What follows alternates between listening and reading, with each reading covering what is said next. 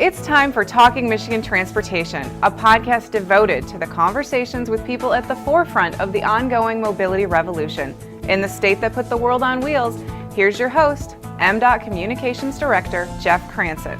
Hi, once again, this is the Talking Michigan Transportation podcast, and today I'm really pleased to have with me Trevor Pawl, who has been named by the governor to head up the new Office of Future Mobility and Electrification for Michigan, and as he points out himself, that's a mouthful. Trevor, thanks for taking time to do this. Great to be here.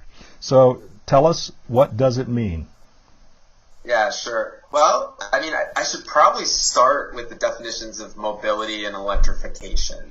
So when we talk about mobility and the future of mobility, it refers to technologies and services that enable people and goods to move around more freely.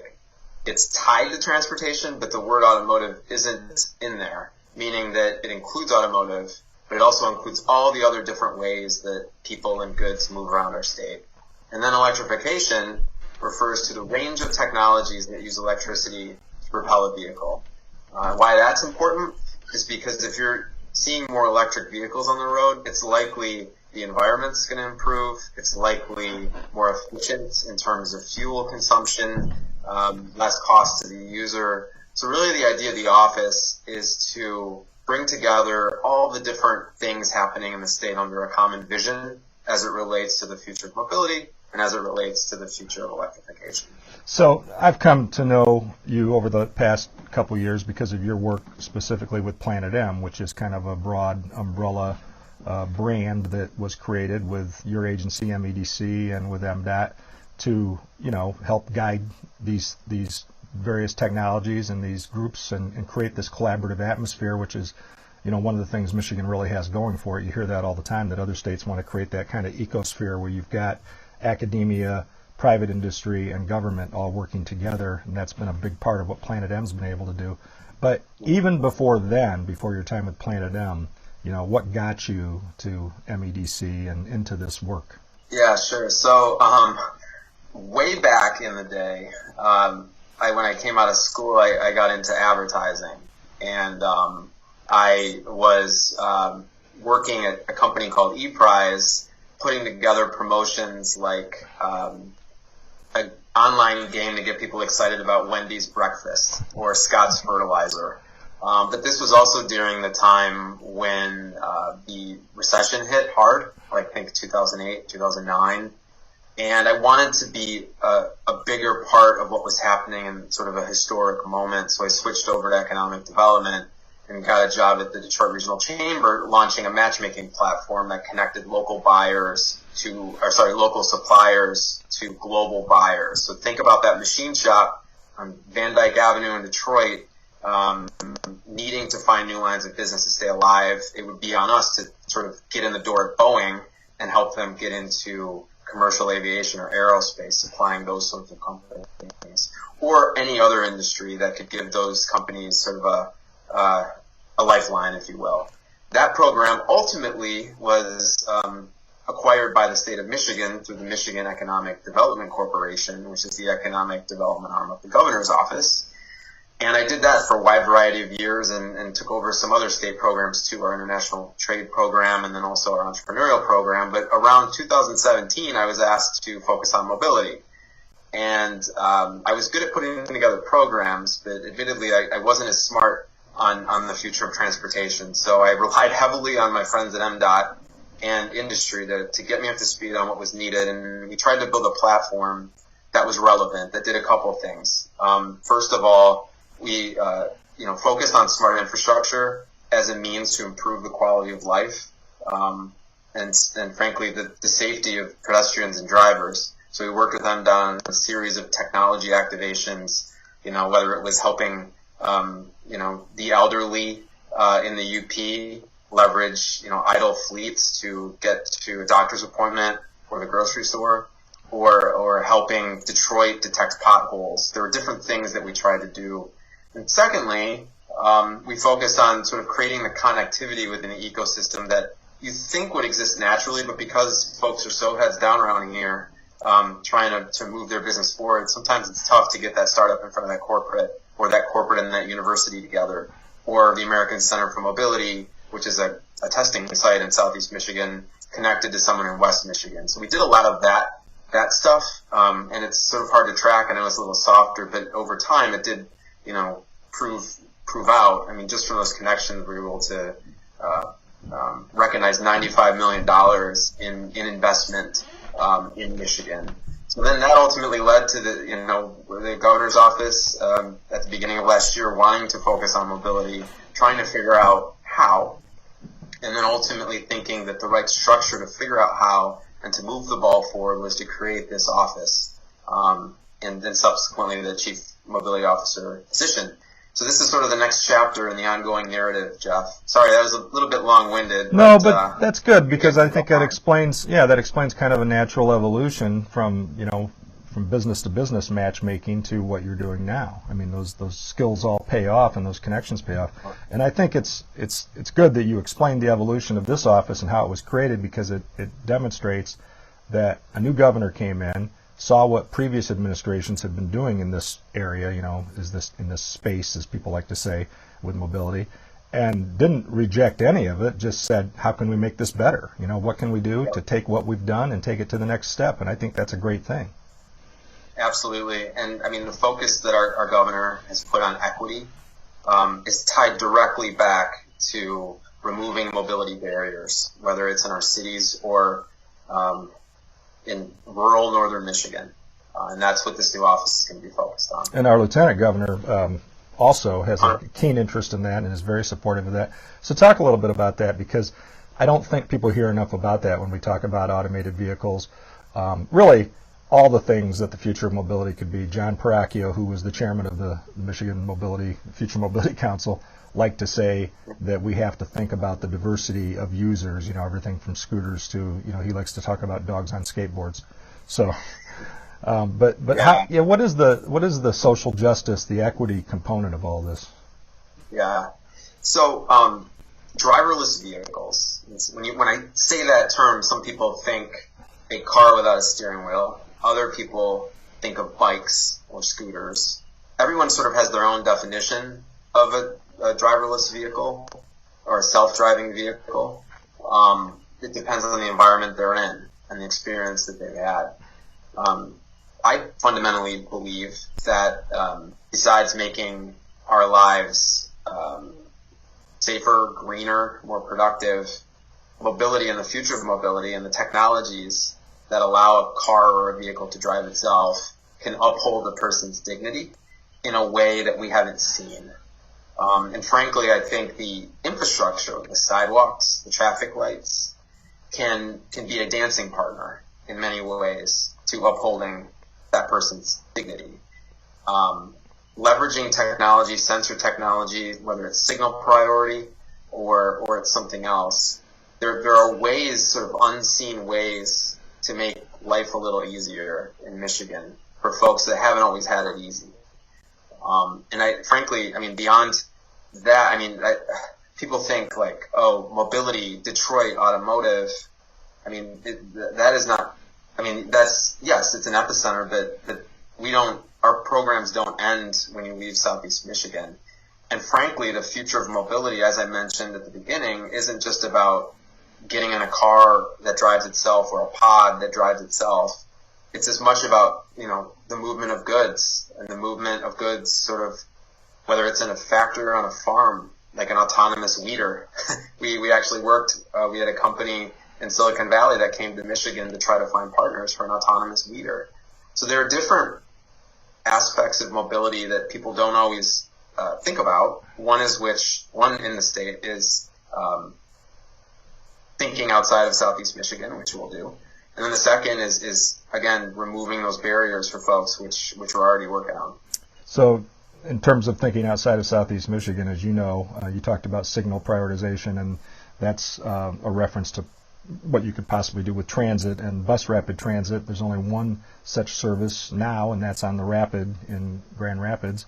The second bus rapid transit system is going to go online soon, linking Grand Valley State University, your alma mater, in Allendale with downtown Grand Rapids, and you'll have a dedicated lane where buses can flow in their own lane with signal prioritization. So those are all the big things that are happening, and we're hopeful that with the RTA and the future of, what we're looking at for transit in Metro Detroit, we can see the same things. But in the short term, these technologies are already saving lives, and I think that's, again, John Paracchio talked about that, and that's lost on people that think you're just talking about driverless cars and I'm not ready for that. That idea scares the heck out of me, so, go away. And they don't realize that they might have had the same fears about anti-lock brakes, and now would you own a car without anti-lock brakes? Or driver assist, whether it's lane assist telling you that you're drifting into the lanes, adaptive cruise control so you don't creep up on the car in front of you. It regulates that, and automatic braking. All those things are the incremental things toward this kind of automated, driverless car that we're going to have someday. But in the meantime, it's already saving lives. Yeah. I read a stat that there's been almost 10,000 fatal car crashes in Michigan over the last decade. And I think the national average is about 94% of those are attributed to human error. And frankly, the sooner we can deploy smart infrastructure, the more lives are going to be saved. I was reading, I think it was from the University of Michigan, I was reading another statistic that mentioned that deploying highly automated vehicles and smart infrastructure that is just 10% safer for the average human will save more lives than if we wait until it's at 75%. I believe that. Yeah, I firmly believe that. Well, so talk about the office and what you see, coming together in the near term and in the long term. In a sense, you're kind of a ringmaster in this role because you've got so many partners and you're trying to keep everybody moving in the same direction, and that's challenging, but it can be very rewarding too. Yeah, well, you're right. Here are the numbers. There's 17 state departments that are working in some way on the future of mobility, directly or indirectly. And then within those 17 departments, there's over 135 different commissions, councils, teams that have their own projects. So part of this office, and I know we're not going to always bat 1,000, but we're going to try, is to bring a lot of those groups together, or at least develop lines of communication so we're all reading off the same script. So for us, our vision is simple, right? It's a stronger state economy and safer, more equitable, and environmentally conscious transportation for Michigan residents. And so if you break that down into sort of two North Star goals, it's global mobility leadership and national electrification leadership. We say national electrification leadership is because, you go around the world and there's just different forms of government in places like United Arab Emirates and Singapore and even Europe that are tough to compete against right now. But if we can be the leaders in the U.S., I think it really positions us well globally. So what do you say to the skeptics on that front who, know very few people have electric cars, more have some kind of hybrid, but a fully electric vehicle is still a small percentage of the users, and they think, that's a long ways off. I don't see that happening, between range anxiety and, all of the various challenges. Why are you bullish on that? Well, it's not as much, I think, me being bullish on it as the entire global industry is. EVs, whether we like it or not in Michigan, are right now, I shouldn't say right now, but they're projected to be about 33% of sales by 2025. And they're surging upwards right now, even within a pandemic. And they're expected to pass internal combustion engine vehicle sales by 2030, taking about 51% of the market. Europe and China are leading. Majority of our vehicles in the U.S. are still on the road, are still internal combustion engines, so not electric powered. Where in other places you're seeing that in the inverse, where in Europe and China there are more EVs on the road in certain areas. But the truth is, and going back to your question a bit, is that our charging infrastructure isn't there yet, and people should have range anxiety at the moment and should be careful how they drive their EVs. But the intent of this office and the intent of our ongoing partnership with MDOT is to figure out how to move as briskly as possible to get a regional charging network in place, and then provide sort of the policy levers, whether it's charging incentives or other things that we can do to expedite innovation around our charging infrastructure. And I'm confident in this administration, this MDOT leadership, and this new office that we can get that done. And frankly, I mean, we have EV producers in the state like Rivian and the Detroit 3 that demand that of state government.